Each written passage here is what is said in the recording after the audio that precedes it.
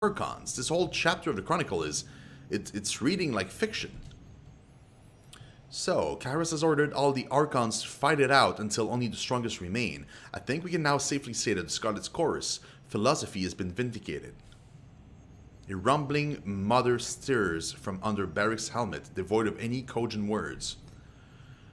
Alpha birthed own words of power like human prima called Kairos, is better mystic than broodmother to kill in shadows, than Stonestalker's 100 blood, than Beastwoman Archon slaughtered by Mark of Shadows. She snorts and grins savagely. Gillian Shadow knew Alpha was most powerful human in the whole of Tearsland. A curved claw taps the side of her snout. Nose was not wrong. Cool.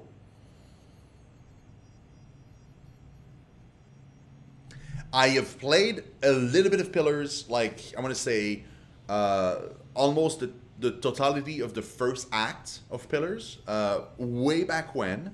And as soon as we're done with this game, we're moving on to Pillars. We already had a vote. I'm going to be playing a Cypher. I never played that class before. And we're having a vote right now still to see what I'm going to be doing a character like. So is it going to be a good character, a neutral character, or more of an evil character? And I'm going to import that save into Pillars 2. So we'll play the same character with the same class, with the same everything from one game to the other. You played Cypher as well? Oh, that's interesting. Usually I play an archer character or like a tank maybe even a rogue, but I never go near like spellcasters. And Cypher seems interesting because it's like a mix of like, it's mostly like curses and stuff that affects the mind. It feels like, I don't know. I've never even played with like the lady that you can recruit as a Cypher in your group. I don't know anything about him. It's going to be super interesting. But yeah, we're going to play the entirety of the game. And then we'll move on to 2. And I'm super excited for 2. Just the fact that you can, instead of clicking on the map and having like sections already, you know, lighted up, and now you can just click there and go there. You have to control your boat manually to go there, and you'll encounter stuff along the way and things. It's super amazing. Really like that. Fair Kalu, one last thing. Hesitating before she leaves, Kalu taps the parchment she's been holding to her forehead with a self-deprecating scoff. All this talk of you being the second coming of the Overlord, and I almost forgot my duties. This is a court summon from Bledded Mark, Tunan's assassin. I suggest you read it carefully as part of your preparations. Your survival may depend on it. Good luck, Archon. Thing is, I'm the Archon of what? Archon? We must speak before this goes further than it already has. I know you've got a thing or two on your plate, but if you could make some time for me, a little bird has brought us some interesting news, and I'd hate to have to go stabbing people without you. Bro, we can talk to everybody right now. Whoa. Travel to the Bastard City. Final Judgment. Let's read that letter first. Tunon, Stilling the Storm. Dear Fatebinder, your actions at Sentinel Stand have once again supplied the rumor mongers of the Bastard City with stories to peddle. Some seem to think that your cunning twist of legalese intended to display some great support for the people of Stalwart. That, of course, only leads to speculation about which people of Stalwart you intended to benefit, the unbridled upstarts or the corrupt old queens. Others foolishly believe you've unraveled the Overlord's edict to prove that you could, as if a sliver of cleverness could bring Kairos low. As a scholar, I prefer primary sources to gossip, so allow me to ask you plainly, why did you choose to spare the child?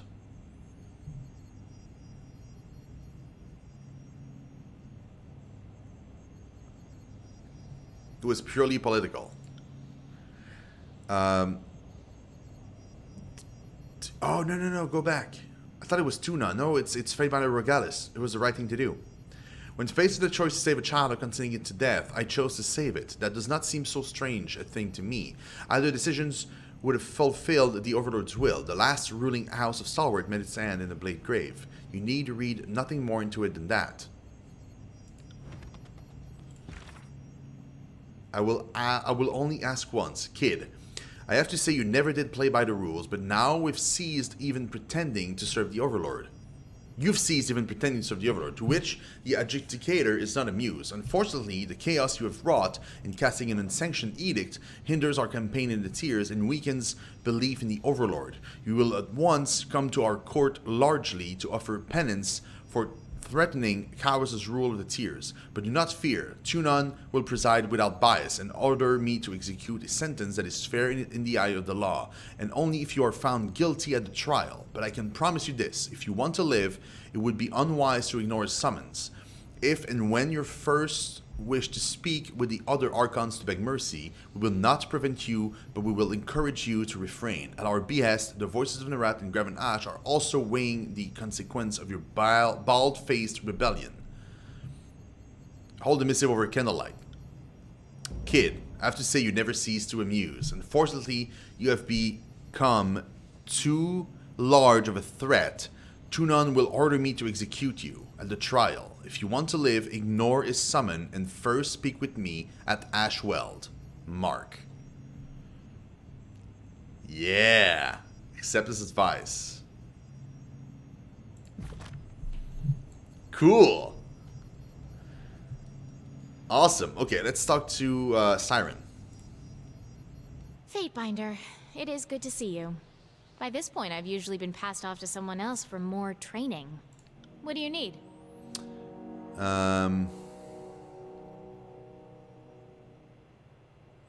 Okay, she has nothing to say particularly about that specific thing.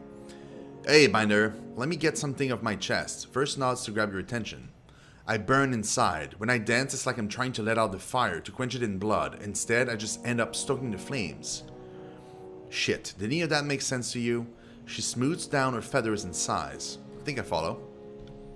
I've always had such a strong connection to my Furies. That bond made me feel, I don't know exactly, like part of something? Now it feels like they're in me. They rise up when I dance, each time a little more restless. When we were going after Crocus and Irissa, I could almost hear them, like they were whispering to me, tugging from somewhere deep. And even I can't deny that it all this sounds a lot like, you know, him. She looks off into the distance. Say it, verse. The voice is Nerat. You happy now? She scowls. The thought alone that I could be anything like the voices of Nerat makes me want to flay myself. She inhales deeply, chest rising, then lets it out through her teeth in a low, prolonged hiss.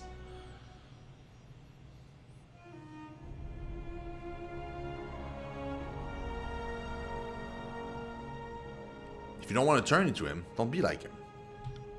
What exactly are you suggesting? The right corner of her lip twists.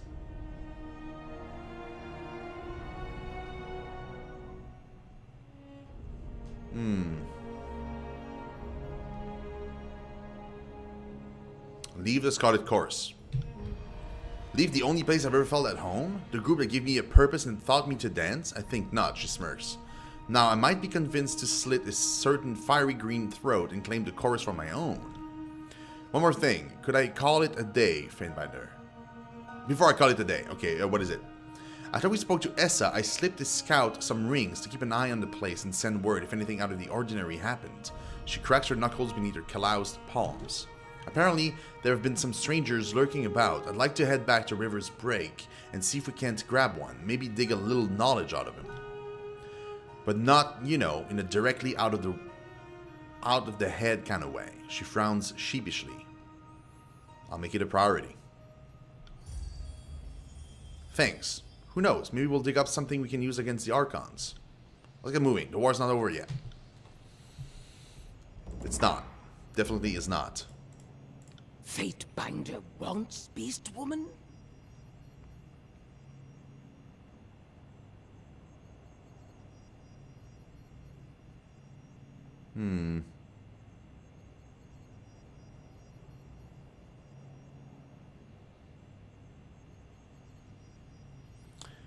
Happy that I rescued Leftlaw?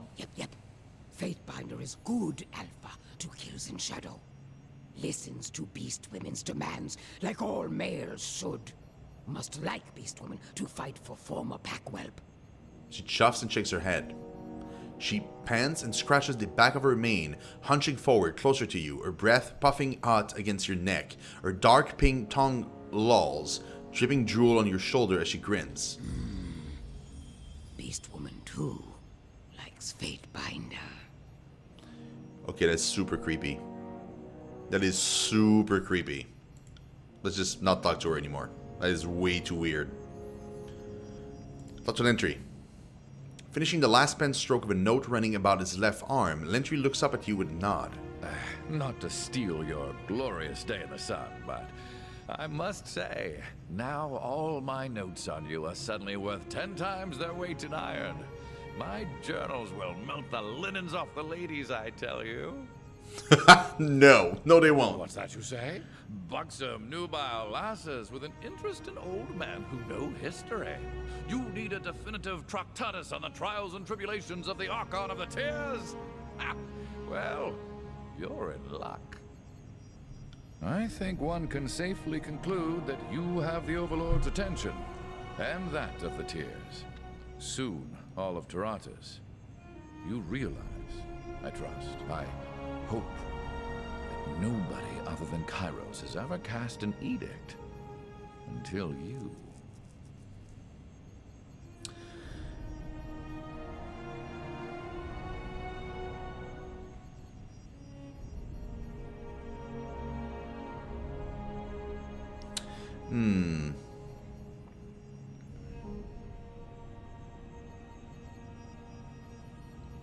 I happen to know what Kairos first cast an edict. Good question. In parts north, it's commonly held that Kairos' Edict of Dust was the first, but it was cast in the year 11. It was just the first edict to ripple across the whole of Taratas. If you lived somewhere that used to have antelope, you probably think that's the first edict of the Overlord. There's a lot of options. Tons of options. And what's great, Imrez, is that you have 4 different paths for the story, and they alter greatly the way the story plays out. So I went with the Anarchy path, but there are 3 other paths that I didn't choose, that I could have chosen. And that changes the entire game. It's pretty crazy. It changes who you talk to, what kind of missions you get, what kind of places you can go, what kind of places you cannot go. A bunch of stuff.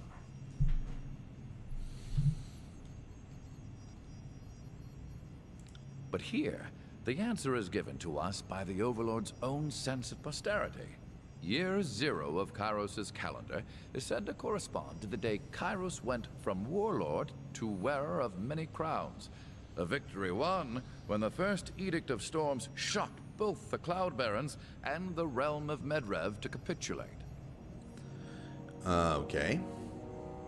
It's really great, so it has great replay value.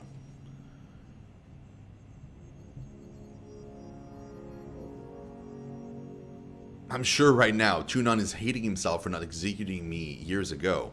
The Adjudicator will have to readjust his thinking, no doubt. His executioner has become far more dangerous than he could have foreseen. Can't wait to see the look on his mask. Oh man. Also safe to assume Kairos will try to solve me in some fashion. At the same time, if you really were a meaningful threat, you'd have already been the victim of an edict, or bled in Mark's daggers. So this has me rather curious. Just what does the Overlord wish to do with you? Antelope, is that an animal? Yes, or it was, at least, until they were all wiped out by the Edict of Dust. Or that's as best we've pieced it together from the records. From what we've gathered from their skeletons, they were some sort of mute beastman that ran on 4 legs. Mute beastman? Antelope are not like beast women. She counters, flexing her claws once, twice, 3 times in annoyance. Antelope have hooves for fleeing. Beast women have claws for killing. Antelope don't eat meat, are spooked easily, are large but helpless, lumber but lack reason, are prey. Silverback tribe hunted antelope extinct. She sniffs and flicks the sage a pointed stare. Old Ink Mystic tells many strange, stupid tales. Thinks to know everything. I suppose I'm more of an expert in living things, like birds. and can't quite confirm or deny what you're saying, but just forget I said anything. Are you sure history hasn't just edited or forgotten those who could rival the Overlord? Well, I have a hard time believing that someone would cast an edict and not have it noticed.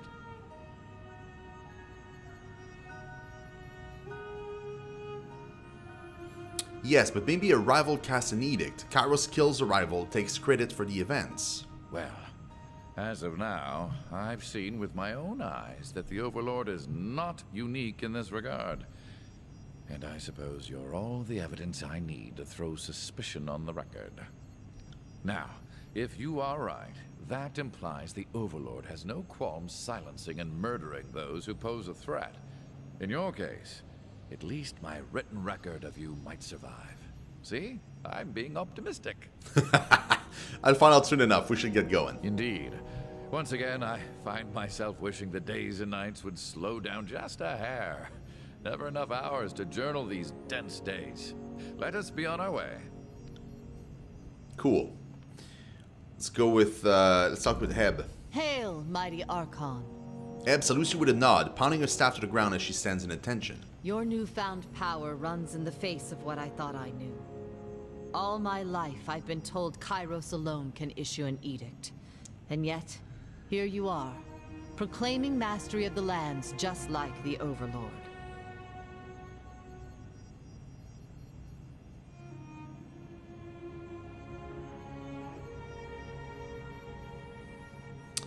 I can replicate her powers, but I'm not just like the Overlord.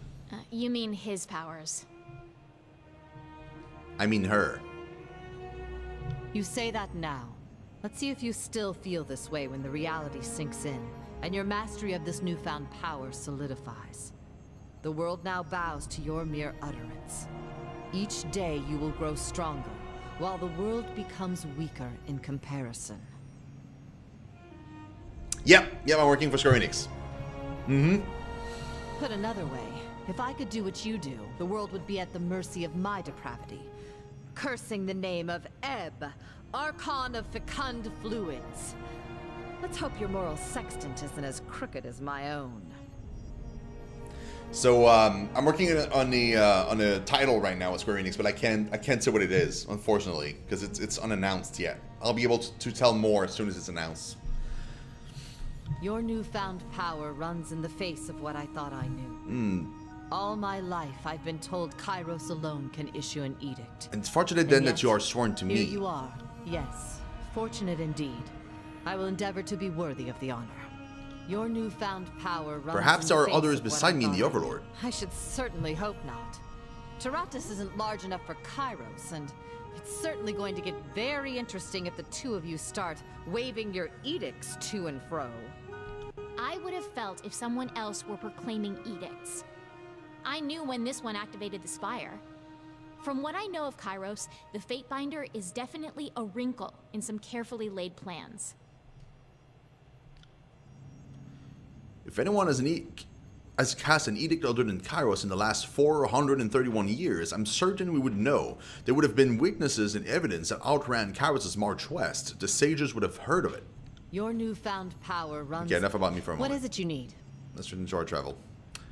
Let's talk with Barrick. I have come to regard knowledge as a kind of curse, and I better understand the Overlord's injunctions against too much of it. In knowing why my armor clings to me, I think I began feeling it grow into me. Has it buried itself deeper within me? Or do I imagine this? Kairos has ordered that the Archons determine a ruler of the tiers from among themselves. This is the time to go to Archon Ash, submit to him, and beg clemency.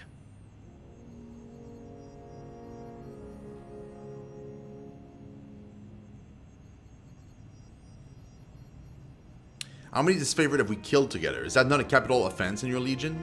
Take the final step. Reject Ash and pledge yourself to me. How dare you, Archon? Any atrocities I have committed have been as your weapon. The General understands that a soldier follows orders. I am Graven Ash's shield before all others, and nothing you can say will convince me otherwise.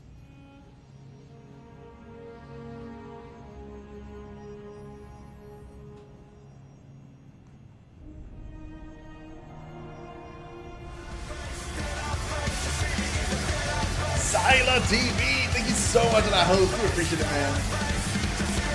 Really awesome.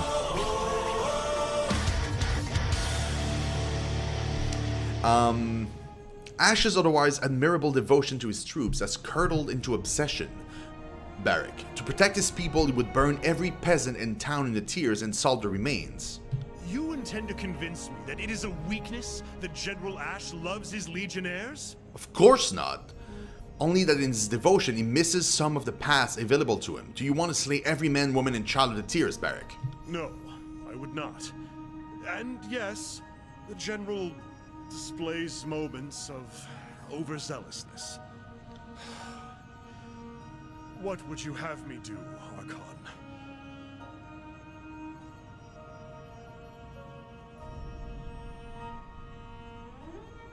Do you, Barrick, son of Barrick Conan, hereby resign your commission to the disfavored legion in the Archon of War?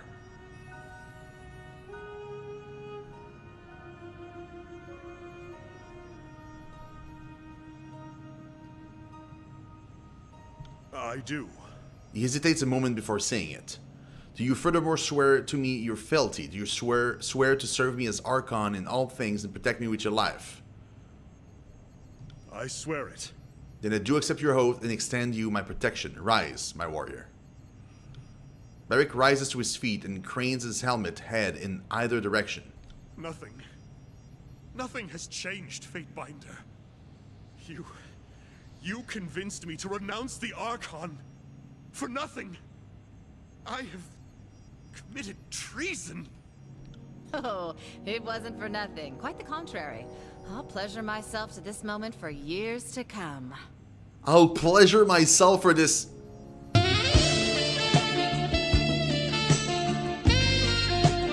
Damn, girl. Then this confirms it. Only Graven Ash can rescind his protection. You believed you could stand equal to the Archon of War. And I now bear the weight of your hubris. Make peace with the General Archon. I would not have you stand opposite him on the field of battle. Only tragedy can result. Great missing line. Yeah. Okay. Well, we're good to go now.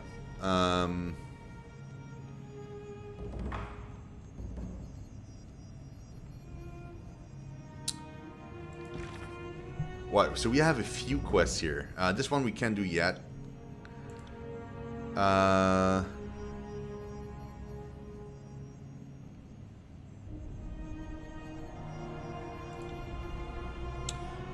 Verse contacts observe a suspicious individual visiting S's homestead at Rivers Break.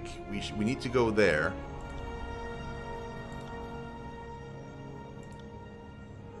We need to go talk to Bled and Mark. We should talk to Bled and Mark first, I think. That's what we should do.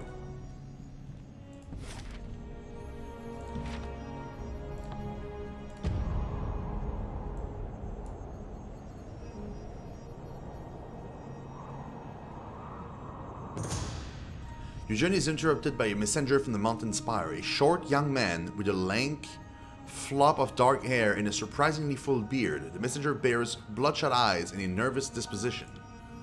Ever since you issuance of the edict against your foes at Venue and Swell, the courier tells you the Valley of Apex has been beset by an ever-increasing number of Bane. The creature seems inimical to all life, and their predation have the people of Apex hiding in terror rather than tending the fields. If this keeps up, the land you've claimed will not be able to support your spire, regardless of how rapacious your tax collectors become. The messenger asks what orders you wish to return to the spire. Inquire further. You press the messenger for more details. He tells you that there have been scattered Bane sighted throughout the valley, but they're thickest around Venerian Swell, Citadel, and in the mountains that ring the Old Dominion. They've attacked a handful of travelers and devastated livestock throughout the valley. Given that the farms are still recovering from the conquest, the rise of the Venerian Swell, and the subsequent civil war between the Archon, it couldn't be a worse time for Bane to appear in Apex. Give your order.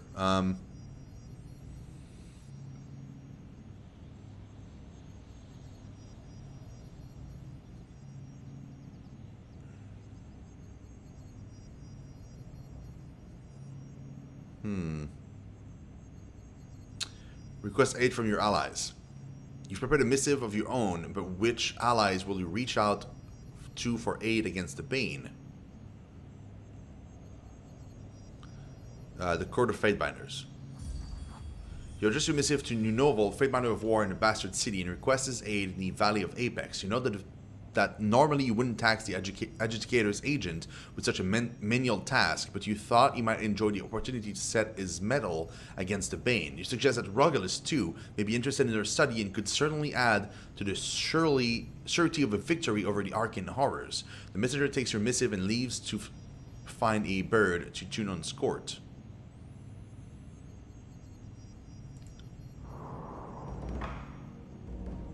Cool.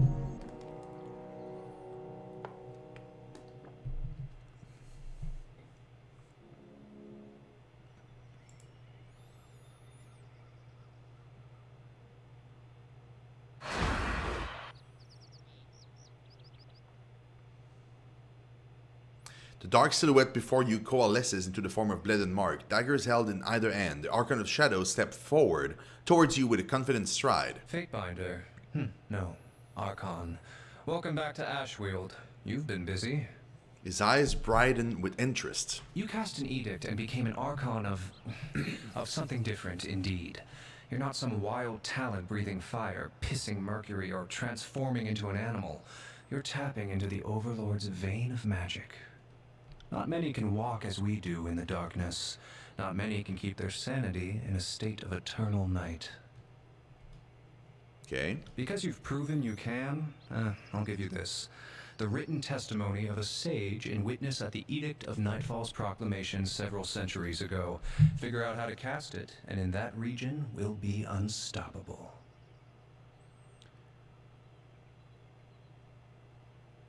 Oh, Edict of Nightfall. Now there isn't an Archon in the tiers who isn't considering how best to handle you.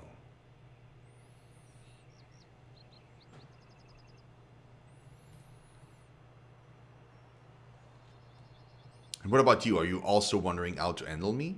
I handled you long before you became an Archon. We're on the same side. Mine. That's so. You always have to have it your way. Fine. We're on yours. The point is, I'm not the Archon you should be worried about next. So level with me. What would convince you to swear fealty to me over Tunon? If you want me to forsake the old man, you'll need to do what he ought to have done ages ago. Slay the voices of Nerat and Graven Ash. If you're as powerful as I fear you are, let's see you put that strength to good use and rid the world of two festering problems.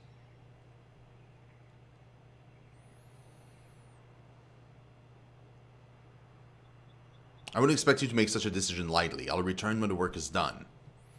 Oh wait, and what if Tunon? If he won't acquiesce to you, that's your problem to solve. Perhaps with my help, when the time is right. A word of warning. Confront the Adjudicator at this time, and I'll have no choice but to fight you. Do not force my hand. I'd rather see you survive. He nods once to you before seeping completely into the darkness. Cool. Okay. So we won't go to Tunon just yet. I'd rather have Bled and Mark on my side. He's so awesome. Wait.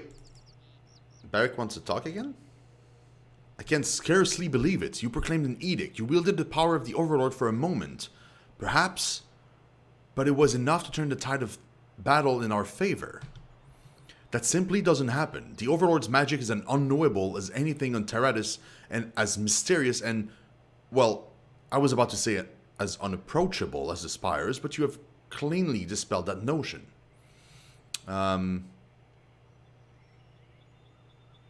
This can only spell trouble for us. Kairos doesn't tolerate competition. No, indeed. I wouldn't want to stand in your place when the day of reckoning comes, but standing next to you might prove just as dangerous. What do you suggest I do next? It may be too late to mend your ties with Kairos' hierarchy. If you continue to prove your worth, then perhaps you can be invited back into the fold.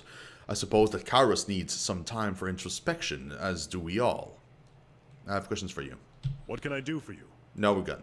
We're good.